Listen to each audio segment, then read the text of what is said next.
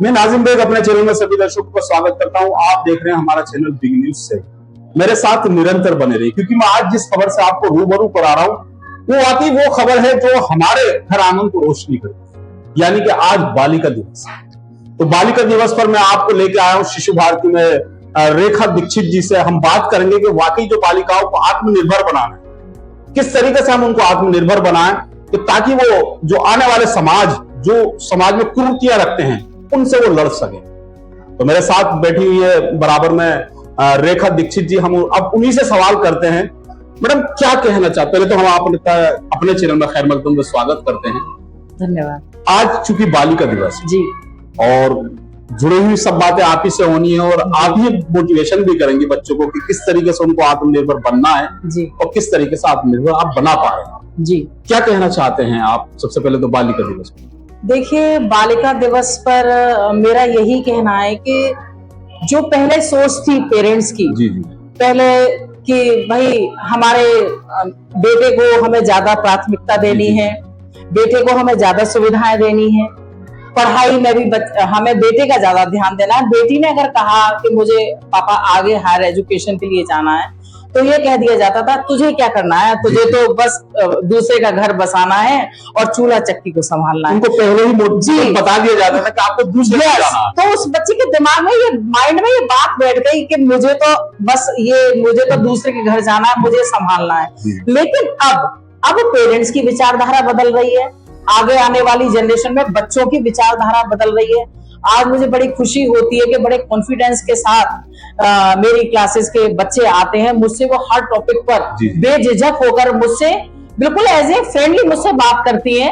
और तो अब ये है कि हम जब तक पेरेंट्स बच्चे को की थिंकिंग को नहीं बदलेंगे, जब तक बच्चे की सोच को पेरेंट्स ही नहीं बदलेंगे तो समाज कैसे बदलेगा?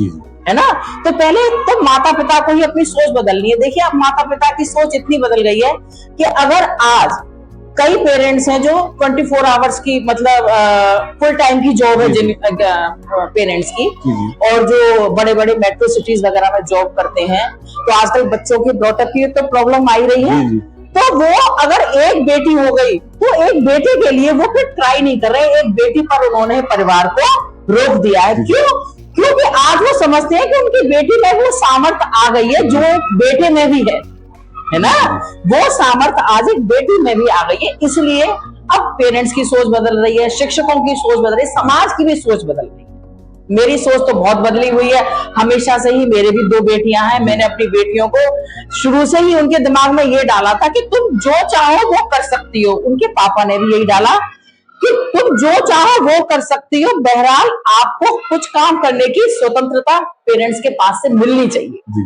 अगर आपने बच्चे को कहीं पढ़ने भेजा, लड़की को कहीं बाहर पढ़ने के लिए भेजा और आपको विश्वास नहीं अपनी बेटी पर, है ना, कि कहाँ जाएगी, किसके साथ रहेगी, किससे बात करेगी, आप उसकी जासूसी करेंगे तो वो लड़की कभी आगे फ्यूचर में नहीं बढ़ पाएगी। अपना वो कैरियर तभी बना पाएगी जब पेरेंट्स को या घर में जो भी उसके गार्जियन है उनको विश्वास होगा कि हाँ, मेरे मम्मी पापा को मेरे ऊपर विश्वास। सपोर्ट पेरेंट्स का मिलना बहुत, बिल्कुल, मॉरल सपोर्ट जिसको कहते हैं ना।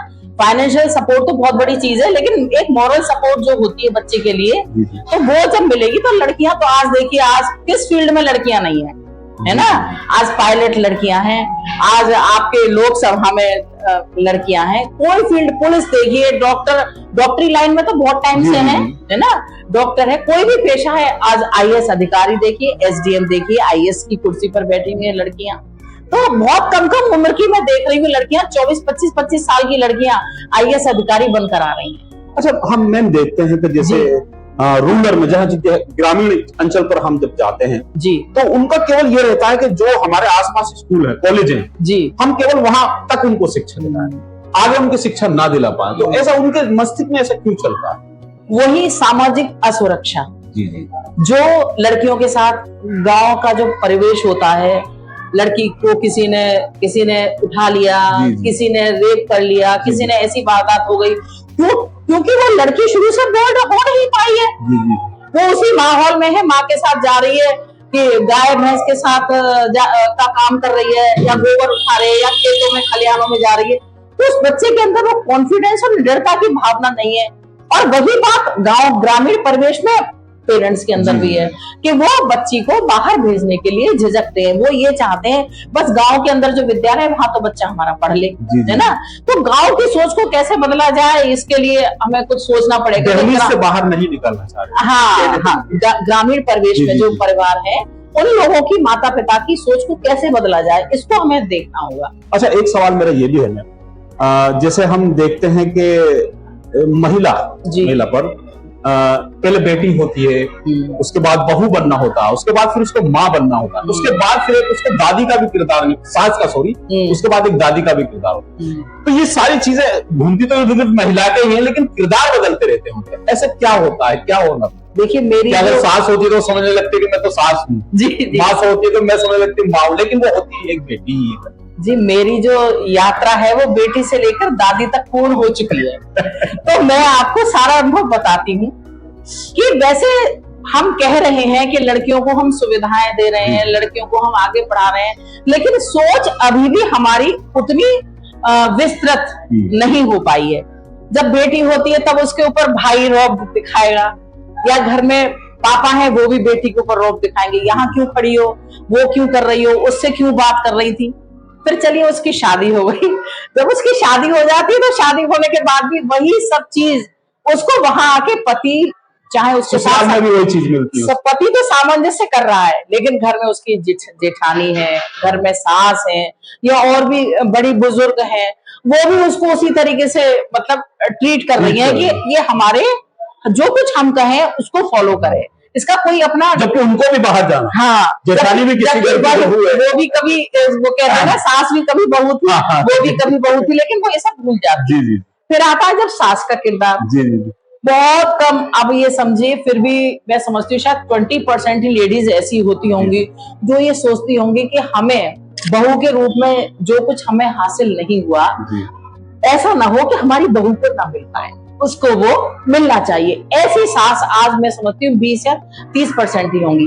अभी भी सास हुआ उनके मन में कुछ ना कुछ ये दर्द है कि हमारे टाइम में तो अगर बहू ने मान लीजिए कोई भी काम किया, अरे हमारे टाइम में तो हम इतना काम कर लेते थे, तुम अभी भी इतना ही काम कर पाती हो, हमने तो ऐसे किया था। अरे आपके समय की परिस्थिति और थी, आपके समय का माहौल और था, वो बहू जो कर रही है।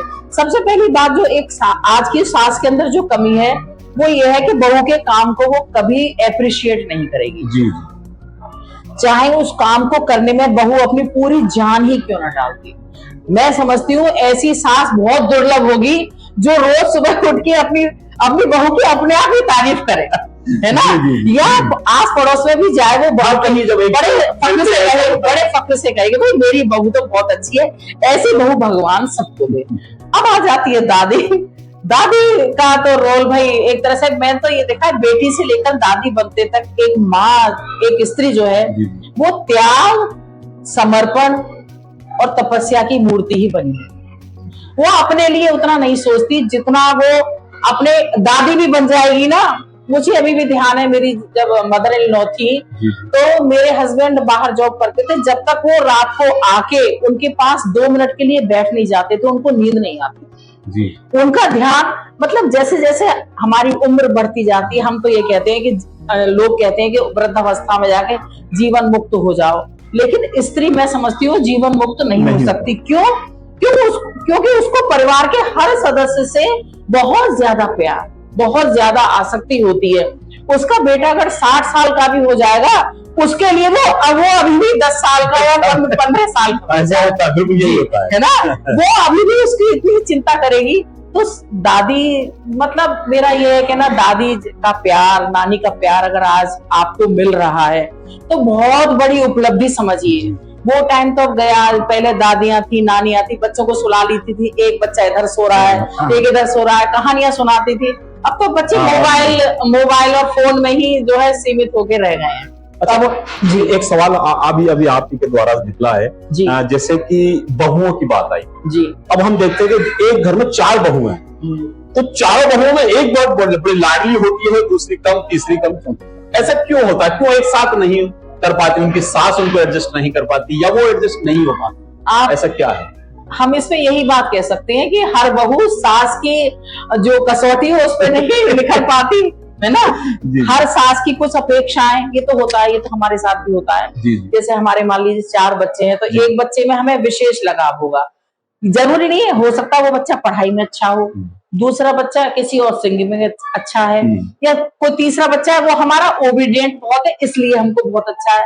तो वही सेम जो स्केल चल रहा है वो बहू के साथ भी चल रहा है कि जो बहू सास की कसौटी पर सही उतरेगी वो सास की प्यारी हो जाएगी, है ना। फिर ऐसे ही उनके ग्रेड बन जाएंगे, फर्स्ट सेकंड थर्ड फोर्थ। अच्छा, एक मैं वो बात सवाल करूंगा, जैसे हम देखते हैं पर्दे की बात जहां आती है, पर्दे की बात आती है तो कहते हैं कि आप पर्दा करिए, उनसे पर्दा करिए, जब घूंघट करिए, पर्दा घूंघट, जबकि शर्म मर्दों की आंखों में होनी चाहिए, तो फिर बहू पर्दा या महिला पर्दा क्यों करे? देखिए, पर्दे के तो मैं बहुत सख्त खिलाफ हूँ, आप मेरी वेशभूषा से ही देख सकते हैं, मुझे पर्दा बिल्कुल पसंद नहीं है। और